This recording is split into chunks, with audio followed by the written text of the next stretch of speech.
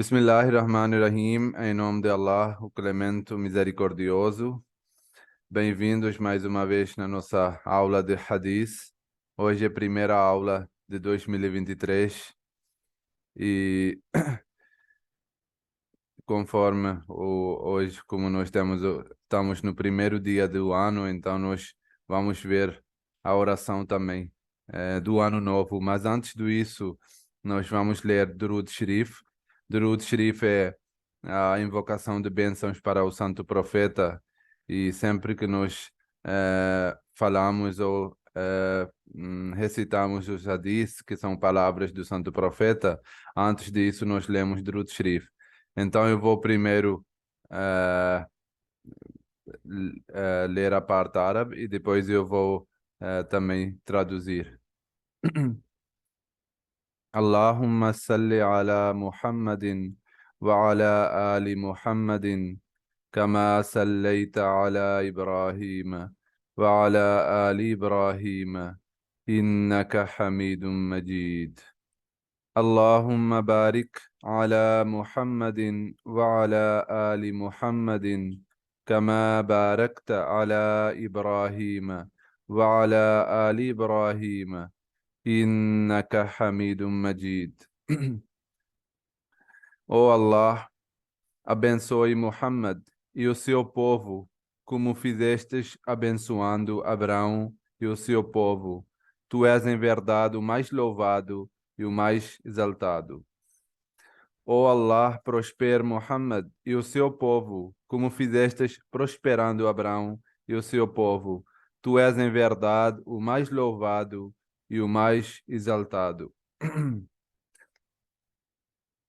Amém. Então, vamos ver aqui a oração, que é a oração súplica de Ano Novo. Uma coisa que nós devemos entender, que nós, muçulmanos, não assim, celebramos de forma como nós vemos aqui as pessoas celebram o Ano Novo. Na verdade, os muçulmanos têm o calendário islâmico, que não é conforme o ciclo solar, mas é conforme o ciclo lunar, né? Segue a lua e não o sol, né? Como é o caso do calendário gregoriano. E justamente por isso o calendário islâmico sempre tem menos dias, porque a lua ou é de 29 dias ou é de 30 dias. Por isso o mês no calendário islâmico é sempre de 29 dias ou 30 dias. No caso de gregoriano, calendário gregoriano, isso é ou 30 ou 31, né, na maioria dos casos. Por isso, acaba separando de um ao outro. Por isso, cada vez o calendário islâmico vem mais cedo, né, porque fica vindo para trás, porque tem menos 10 dias todos os anos. Mas isso não nos impede de desejar feliz ano novo para nossos irmãos. São duas coisas diferentes. Uma coisa é celebrar, beber, fazer festas e não sei o que, né? Como aqui é costume. A outra coisa é não celebrar, mas desejar como nós desejamos bom dia, né? Nós desejamos boa tarde, boa noite, boas férias. Do mesmo jeito, da mesma forma, nós desejamos bom ano novo. E como o Islã é uma religião perfeita, uma religião que sempre o Deus coloca as pessoas para Ele mesmo, todas as coisas que nós fazemos sempre tem uma parte dedicada para Deus. É por isso foi falado pelo Santo Profeta que sempre devemos começar qualquer coisa no mundo com o nome de Deus, né? E também tem súplicas específicas para cada ocasião. Por exemplo, agora na ocasião do ano novo, ou do mês novo, ou numa período novo, né? O Santo Profeta também rezava súplicas. Por exemplo, aqui é dito que os companheiros do Profeta de Allah aprenderiam súplicas, que é doar, né? como aprenderiam o Alcorão. Eles aprenderiam tanto o Sagrado Alcorão quanto as súplicas também, no dia a dia, né? A súplica de entrar na mesquita, a súplica de vestir a roupa, a súplica de comer, súplica de... Cada coisa tem uma súplica, uma duá, né? E do mesmo jeito, se um novo mês ou um ano viesse, eles suplicavam a seguinte oração: para o ano novo, ou para uma lua nova, para o mês novo, também faziam uma súplica. Santo Profeta aos seus companheiros. E a súplica é essa: Allahumma, vou ler em árabe depois da tradução. Allahumma adkhilhu alayna bil amni wal imani was salamati wal islami wa ridwanin min ar-Rahmani wa jivarin min ash-shaytan. Os companheiros faziam essa súplica, que significa que a tradução é a seguinte: ó Allah, traga o ano novo até nós com segurança, fé, paz e no Islã, e nos afasta de Satanás, e que o Senhor misericordioso fique satisfeito conosco. Então, essa era a súplica que os muçulmanos fazem e faziam para entrar no Ano Novo, para celebrar, né? Nós também podemos celebrar, mas no caso de celebração do Ano Novo seria de uma forma diferente que hoje em dia é acostumado, né? Em vez de fazer festas, em vez de deixar foguetes e tudo mais, gastar, desperder dinheiro nessas coisas, desperdiçar as coisas, devemos fazer caridade. É uma forma muito boa de celebrar alguma coisa, né? E do mesmo jeito, quando vem o aniversário de alguém, em vez de nós celebrarmos o aniversário, nós fazemos a caridade. Em vez de montarmos uma festa gigante, gastamos o dinheiro para as pessoas pobres. E do mesmo jeito, fazemos mais orações. Por exemplo, o Islã tem 5 orações diárias, mas isso não quer dizer que nós devemos ficar satisfeitos com 5 orações. Nós devemos fazer, além dessas 5 orações, nós devemos fazer orações voluntárias. E é uma boa forma, ou uma boa oportunidade no ano novo, começar o ano novo com a oração de Tahajjud, oração voluntária que é feita na primeira parte do dia, né? Na última parte da noite, na madrugada, né? Antes da oração de Fajr, antes da primeira oração obrigatória. Então, são essas formas que nós podemos optar para celebrar o ano novo, né? Para a gente não ficar fora desse vibe, né? Que nós não celebramos. Celebramos, sim, o ano novo celebramos, mas a nossa forma de celebrar é diferente. Nós não celebramos com foguetes, com fogos, com outras coisas, com vinhos e álcool e tudo mais, e gastar dinheiro nas festas, sair. Não, mas na verdade fazemos essas orações, fazemos súplicas, fazemos caridade, e essa é a melhor forma de celebrar o ano novo. Agora vamos voltar para o nosso assunto, que nós estávamos quase finalizando, e que na última aula nós falamos sobre arrependimento, né? E como deve ser feito esse arrependimento, e se Deus Todo-Poderoso aceita nossos arrependimentos, e etc. Continuando com o assunto, é relatado por Hazrat Anas bin Malik que ouviu o santo profeta dizer: aquele que realmente se arrepende por seus pecados é como não se tivesse cometido nenhum pecado. Quando Deus ama uma pessoa, os pecados não o podem afligir. É como eu estava falando na última aula também, que quando a pessoa faz um arrependimento sincero, com o coração, ele torna-se como uma folha branca. O que é a folha branca? A folha branca é como não tivesse escrito nada. Uma folha vazia, branca, limpa. Do mesmo jeito, a alma torna-se quando a pessoa faz um arrependimento. E os pecados não podem vir no meio. Se Deus quer amar o ser humano, um servo, um fiel, os pecados não interrompem nada, não interrompem o sinal de Deus com o seu fiel. Deus tem todo o poder de eliminar todos os seus pecados. E Ele é o maior perdoador. Então, o santo profeta recitou o seguinte versículo, que é o versículo do Sagrado Alcorão. Inna Allaha yuhibbu tawwabina wa yuhibbul mutatahhirin. Allah ama aqueles que se voltam para Ele e ama aqueles que se mantêm limpos. O companheiro continua, ele diz que eu perguntei ao santo profeta, o profeta de Allah, qual é o sinal do verdadeiro arrependimento? Ele respondeu, arrependimento sincero e remoroso. Remoroso. Remorso. Quer dizer que a pessoa, quando faz um arrependimento sincero do coração, com muito. Tem que ter um zelo no coração, tem que ser um paixão no coração para ser perdoado pelo Deus, né?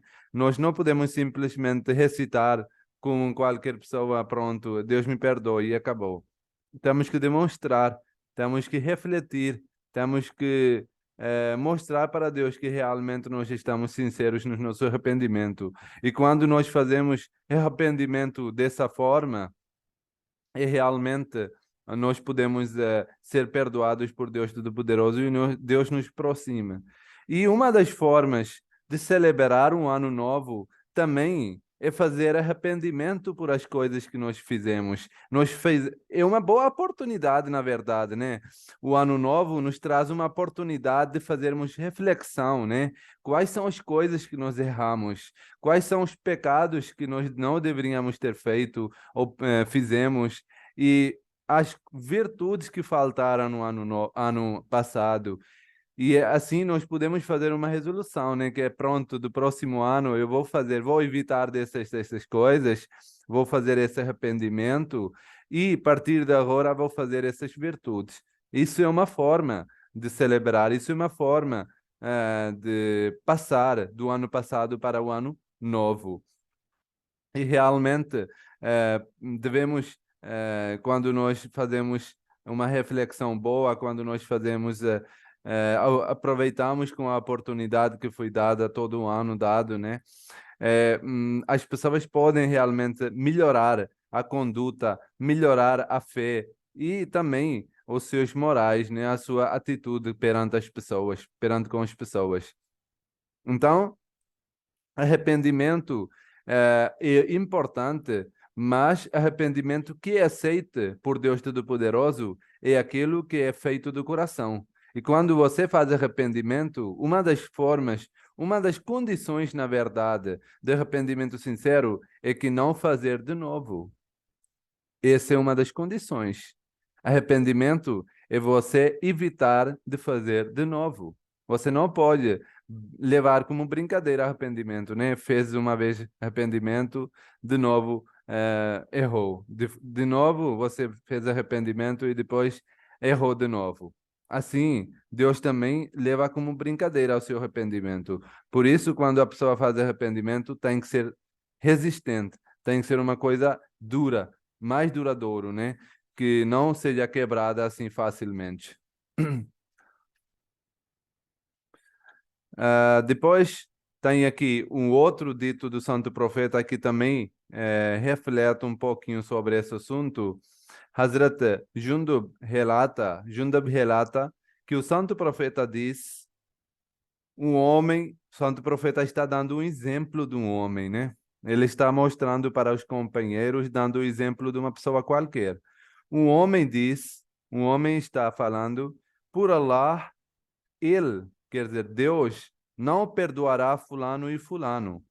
A pessoa está presumindo nele, né? Na boa, que Deus Todo-Poderoso não vai perdoar fulano e fulano. Ele está julgando em si mesmo, né?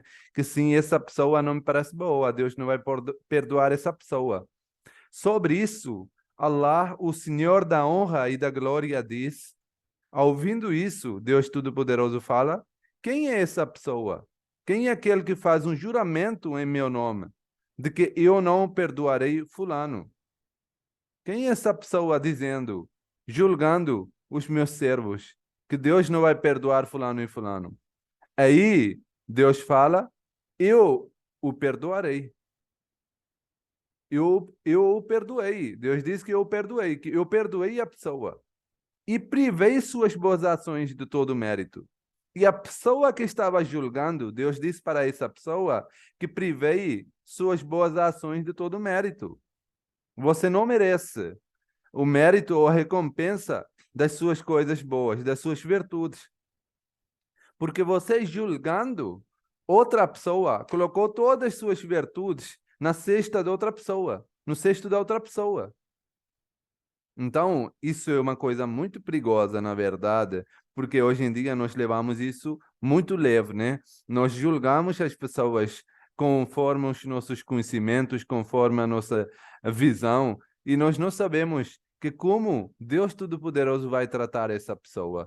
Por isso, Santo Profeta, dando esse exemplo de uma pessoa qualquer, explicou para os crentes, para os fiéis, que não devem julgar, porque julgar é uma coisa única, uma coisa que só vem de Deus. Só Deus Todo-Poderoso pode julgar. Nós temos outras coisas para fazer. Nós temos muita coisa em relação a nós. Mas a partir de que nós começamos a julgar os outros, a partir de que nós começamos a levantar dedos sobre os outros, nós começamos a esquecer sobre nós mesmos. E isso aconteceu, né? Ele, assim que levantou o dedo para outra pessoa, que Deus não vai perdoar fulano, Deus perdoou fulano, mas destruiu, acabou, privou todos os seus virtudes e colocou na cesta da pessoa. Porque Deus disse, você não deveria ter julgado, então você fazendo esse julgamento estragou todas as suas virtudes. E realmente, isso pode parecer uma coisa leve, né? Como é que uma pessoa fazendo julgamentos pode ser privada de todas as suas virtudes? Porque, na verdade, quando a pessoa começa a fazer julgamento, ele acaba se esquecendo de si mesmo. E outra coisa, julgamento é uma coisa tão dura, tão grande, que você não pode julgar até que você não saiba, você não tem conhecimento, uma visão mais ampla das coisas. Você nem sabe o que está acontecendo dentro da pessoa. Acontece que foi falado uma história na literatura islâmica que era um sábio, era um crente fiel, verdadeiro, que tinha prometido com Deus Todo-Poderoso que eu nunca vou julgar as pessoas.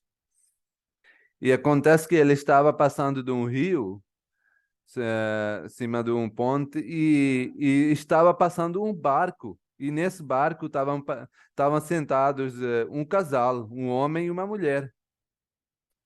E a pessoa, um muçulmano que estava lá, um sábio crente, ele quando olhou para essa pessoa, ele disse, e a pessoa, o casal que estava sentados, eles estavam assim abraçados, né?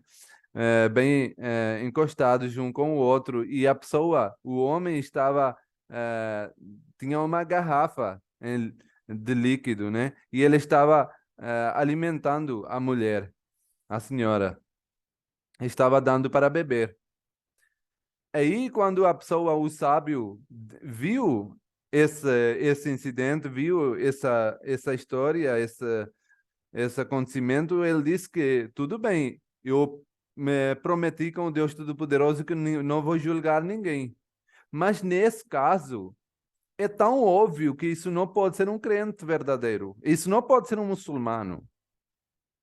Então, aqui eu já ganho o direito de julgar.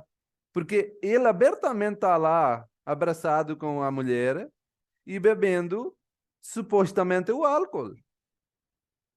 Porque eles estão bebendo, eles estão abraçados e tudo mais. E, e então, agora eu tenho o direito de julgar. Acontece que dizem que assim que ele acabou de julgar a pessoa, ele pensou que eu tenho o direito de julgar essa pessoa porque as coisas são muito abertas, as coisas são muito óbvias, né? Então não tem por que não julgar. Dizem que assim que ele passou esse pensamento na cabeça dele, ele julgou, A pessoa que estava sentado no barco, ele encostou o barco e ele chamou esse sábio. Ele disse que eu li a sua cabeça.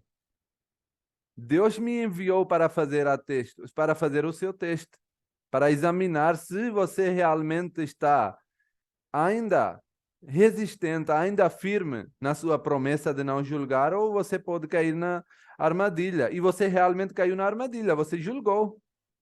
Porque essa mulher que está sentada ao meu lado é minha mãe, e o que a gente está bebendo na garrafa é água e não álcool.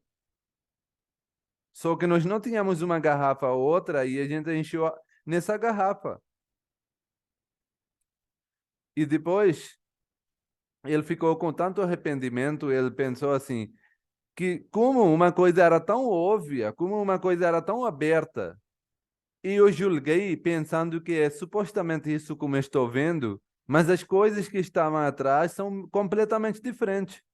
Nem a garrafa em que eles estavam bebendo era, mesmo que era a garrafa do líquido, do álcool, mas dentro não tinha álcool, era água. E a senhora que estava ao lado era a mãe dele.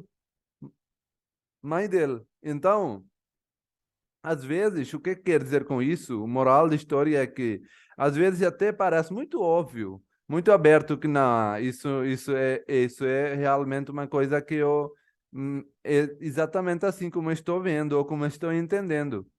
Mas, na verdade, atrás tem uma outra história que às vezes nós não sabemos.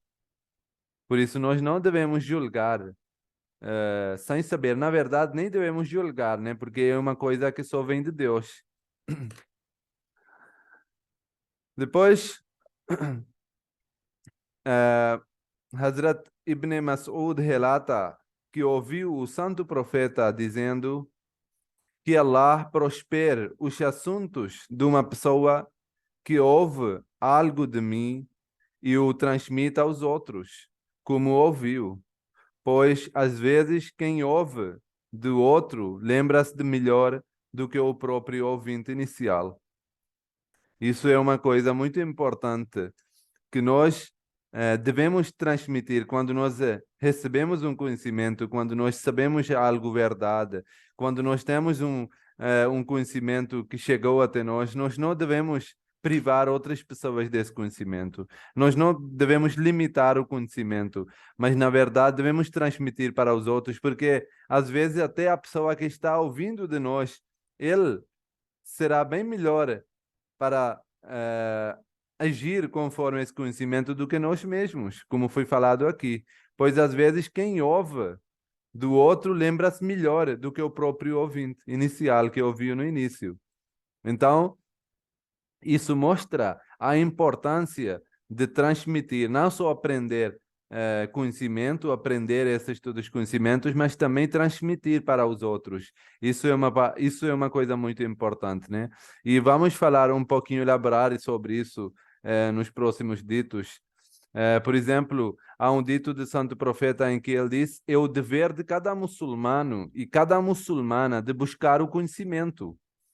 Buscar o conhecimento não é direito de só uma pessoa ou da outra. Todo muçulmano, cada muçulmana e cada muçulmano deve obter conhecimento, deve buscar o conhecimento, porque o conhecimento é o tesouro da pessoa. É uma coisa que vai ficar para sempre com a pessoa. Sem conhecimento é ignorância, e ignorância não tem a vida. Com a ignorância, a pessoa não pode viver uma vida boa. Conhecimento é uma coisa muito importante na vida humana, e especialmente para um muçulmano que quer seguir verdadeiramente a religião, que quer praticar a palavra de Deus e precisa aprender. Por isso, nós vemos que o sagrado Alcorão é lido todos os dias pelos muçulmanos. E para ler o sagrado Alcorão, muitos muçulmanos aprendem árabe. Então, aí incentiva já essa atitude de continuar aprendendo. E não tem uma idade certa de aprendizagem, né? O santo profeta disse que até do colo da mãe até morrer, né? Até túmulo deve continuar a aprender. deve continuar a buscar o conhecimento. É uma coisa que nunca deve ser parada, nunca deve ser pausada, que não, já chega, não quero mais buscar o conhecimento. Busca do conhecimento deve ser uma coisa para sempre. Falando mais na importância do conhecimento, Hazrat Abu Huraira relata que o santo profeta diz: é uma boa caridade que um muçulmano adquire conhecimento e os ensina ao seu irmão muçulmano. Que isso também é um tipo de caridade. Se a pessoa não tem dinheiro para fazer caridade, se a pessoa não sabe como deve ganhar a recompensa de Deus, como deve fazer virtudes, basta só espalhar o conhecimento que ele tem. Basta só falar as palavras boas de conhecimento que ele sabe. Isso já vai servir como uma caridade. Isso vai servir como uma coisa boa, uma virtude. E depois, no outro dito, o santo profeta diz: busquem o conhecimento com dignidade e tranquilidade. Valorizem seus professores e lhe deem todo o respeito. Isso é uma coisa muito importante que nós, infelizmente, hoje em dia estamos esquecendo. Se nós valorizaremos os professores, é óbvio que vamos valorizar também o conhecimento. E hoje em dia nós vemos que nas escolas os professores não são muito respeitados pelos alunos. Isso é uma coisa que está faltando na sociedade e que está estragando. Como é que você pode valorizar o conhecimento? Porque realmente se você está na escola, você tem que valorizar, né? Se você está trabalhando, você tem que saber que eu vou ganhar dinheiro. Então, se você está na escola, você tem que saber que você tem que valorizar o conhecimento. E como a pessoa está obtendo conhecimento, se a pessoa que está trabalhando, ele sabe que se não vou valorizar o meu chefe, eu vou ser chutado do emprego. Como é que nós podemos imaginar que o conhecimento pode servir como uma boa coisa se nós não valorizamos nossos professores? É uma coisa muito básica, é uma coisa fundamental que precisamos ensinar. Que a primeira coisa, antes de aprender qualquer coisa, antes de você obter o conhecimento, é primeiro fundamental você respeitar quem está dando o conhecimento. E justamente, elaborando sobre esse assunto, vem o seguinte dito também do Santo Profeta, Hadith, que o Santo Profeta diz: a palavra de sabedoria, do conhecimento, é o tesouro perdido de um crente. Portanto, onde quer que ele o encontre, tem mais direito a ele. Que uma pessoa que está aprendendo sabedoria ou conhecimento, ele não deve olhar para a pessoa que está ensinando. Ele não deve ver se a pessoa é crente, não crente, se a pessoa é fiel, não fiel, se a pessoa é bom, não é bom. A pessoa simplesmente tem que valorizar, porque é uma coisa que pertence para o crente. O conhecimento, sabedoria. Então, mesmo que for ensinado pelo um incrente, descrente, infiel, pela uma pessoa que não tem moral boa, a pessoa tem a obrigação de respeitar essa pessoa. Por quê? Porque ele deu conhecimento para você. Ele deu essa sabedoria para você. E é uma coisa bem simples. É um ciclo de vida. Se você não vai respeitar professores, o conhecimento não vai servir para nada. O conhecimento não vai servir para nada. Você dá respeito, você recebe respeito. Simples. Não tem dúvidas nisso. Então, e foi falado justamente pelo profeta do Islã, pelo santo profeta. E nós não vemos assim tão elaborados sobre conhecimento, sobre sabedoria, os ditos nas outras religiões, né? E por isso nós vemos que os muçulmanos têm o maior respeito pelos professores. E o santo profeta também falou isso, que se for ensinado uma palavra por uma pessoa, ele já se torna seu professor. Se você aprende uma coisa de uma pessoa, ele já se torna seu professor. Então, vejam só quão grande é a responsabilidade nossa, né, de respeitar e também ensinar isso para os nossos filhos, para nova geração, né? Que se vocês querem sucesso, tem que respeitar quem está dando o conhecimento e a sabedoria. Sem isso, não tem sucesso. E para finalizar, tenho aqui outro dito do Santo Profeta, justamente sobre o conhecimento. Hazrat Abu Qatada relata que o Santo Profeta diz: quando uma pessoa morre, as melhores coisas que ela deixa para trás são três, pelas quais ela continua a colher recompensas: progenie justa, que reza por ele, as crianças, pessoas boas, que ele vai deixar para trás, que vão rezar por ele, que vão fazer coisas boas, ensinadas por essa pessoa. E, em segundo lugar, uma caridade que proporciona um benefício contínuo, que ele gastou uma coisa, ele investiu numa caridade qualquer que tem um benefício contínuo e as pessoas estão sendo beneficiadas por essa caridade e ele sempre recebe essa caridade para sempre. Isso é uma coisa que ele vai ficar recebendo recompensas. E como no caso do progenie de gerações, né? Se tiver uma boa geração, ele vai receber recompensas. Se ele vai deixar um progenie ruim, mal educado, mal caráter, ele vai recebendo também esses castigo ou julgações, né? Porque Deus, quando é, hum, esse é um ciclo de vida, né? Porque quando nós geramos os filhos, a nossa responsabilidade é de criar bem os filhos, educar bem os filhos, dar um bom caráter para os filhos. E justamente por isso o profeta disse que quem tiver duas filhas e criar bem essas filhas, educar bem essas filhas e casar essas filhas com os homens bons, ele vai ter o paraíso garantido.